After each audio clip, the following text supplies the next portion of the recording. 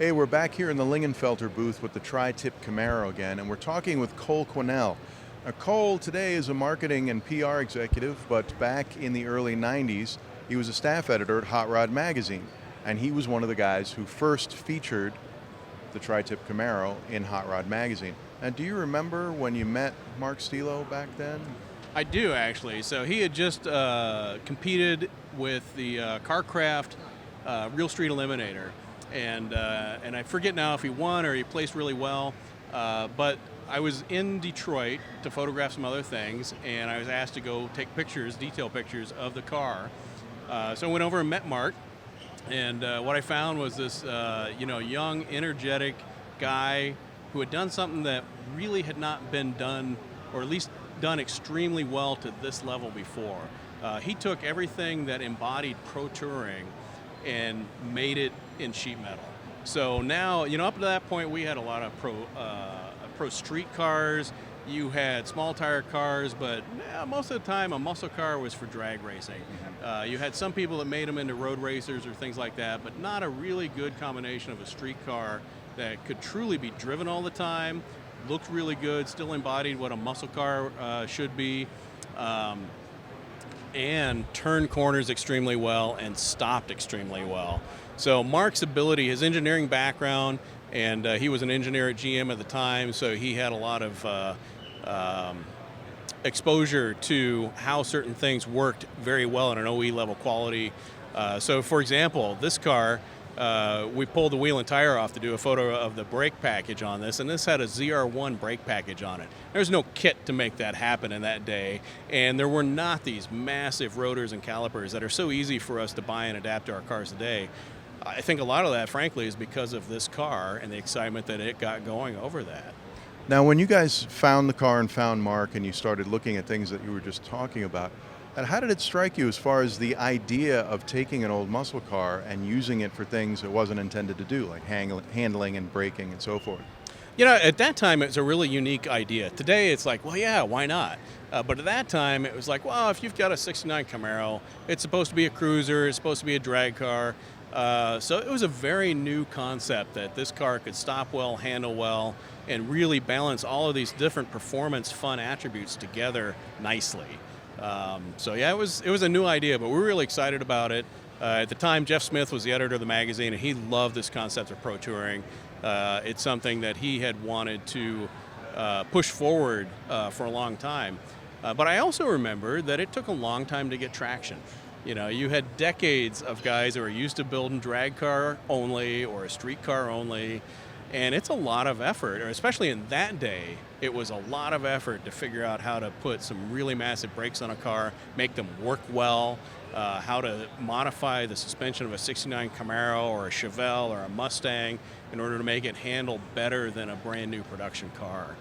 So it wasn't easy to do. So that was also a barrier for a lot of people. Now you've got suspension kits. You can buy a complete chassis for just about any desirable muscle car that's going to deliver all of that. You just put the high horsepower engine in of your choice. You've already got the brakes and chassis you need, and the body is whatever you want it to be. So you can have all your style and performance and have a lot of fun with a car. Now, back then, did you get to ride in the car or even drive it when you were doing those stories? Yeah, I didn't drive it, but we definitely went for a ride. So not only to get out to where we did the photo shoot, which I remember right was near some railroad tracks, and we went over these railroad tracks a couple of different times, but relatively unpopulated area of greater Detroit. So yeah, we went out and did some driving in the car, and again, just super impressed. You got to remember how long ago that was. You compare this car to a Corvette in that day, and I got to say, this car was so much more fun. And it had style that you just couldn't get in a brand new car. And so stuff like that starts to let us know today how that concept caught fire sort of at the time. The idea that, well, you can take that car you think looks really cool and you can get it to do other things well also. Yeah, absolutely. And I think, again, the biggest thing is at that time you couldn't go buy any of these parts. And that really made it difficult. It also made cars like this stand out so much at the time. And this car really is a part of modern performance muscle car history at this point. It is probably the car that gets pointed to the most often as starting pro touring and embodying what a pro touring car should really be. And I think Hot Rod named it one of the most influential hot rods of all time some years back for exactly those reasons, because it influenced so many guys. I think a lot of guys our age read those stories, you were writing them, and started to want to do the same things with their own cars. Yeah, absolutely. And Mark was also very good about sharing information about how he did it. Now, a lot of it required tools and knowledge that were beyond the basic backyard mechanic. But he was good about sharing the information, trying to help people understand how to do it themselves, to help grow that part of the sport, too. Now, you and Mark are friends to this day, right? You guys still know each other, don't you? Yeah, absolutely. You know, it's ironic. At that time, I lived in L.A., and I probably saw Mark more frequently when I lived in L.A. and he lived in Detroit. I live in Detroit now. But yeah, we're still friends. I've raced against him in the Optima Streetcar Challenge.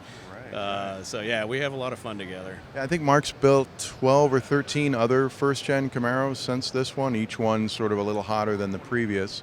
And the the Optima Challenge is one of the things that I think was ideal for a guy like him.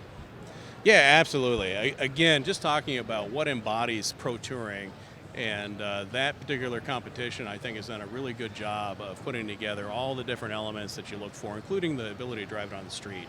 Now, people are willing to tolerate a lot, and you know, I'm guilty of that too. I have cars that most people would not drive on the street, but I'm perfectly happy to drive them on the street. But the bottom line is that they've got to be able to handle, they've got to be able to stop well, they have to have some good performance under the hood, and it has to have this balance. That's one of the key things with pro touring cars, is they have to have a balance that blends all those really well together. If you have a car that stops really well, but it upsets the chassis in a corner every time you touch the brakes, that's not going to work for you in pro touring. So there's a lot that has to come together to make it work well. Now, you've got a 66 Chevelle that you've had since you were a teenager, right? And that's the car you used in the Optima Challenge. When you were building that, obviously at some point you were inspired by this sort of thing too, because your car is very competitive as a pro touring car as well, right? Absolutely. Not only was I inspired by things like this, but I called Mark and said, hey, I'm doing this. What do you think about the brake selection, for example, ride height? There are some other issues, and yeah, it was really good to work through that. But yeah, everything that we've seen from this car to today helped me build my car and build it into something that I can enjoy. I've driven it across country in addition. In fact, the year I competed in Optima Streetcar Challenge, I drove it from Detroit to Vegas for the SEMA show, is in the show, and then competed. And to me, that's exactly what these types of cars embody. It's something you can really enjoy driving every day, driving across country. And then when you get out on the track, you can perform at least as well as a brand new performance car. And it all kind of started right here with this white Camaro, and you were there. Absolutely. So we wanted to get your insights on that. Thanks a lot for coming over and talking to us. You're welcome. Thank you. Take care.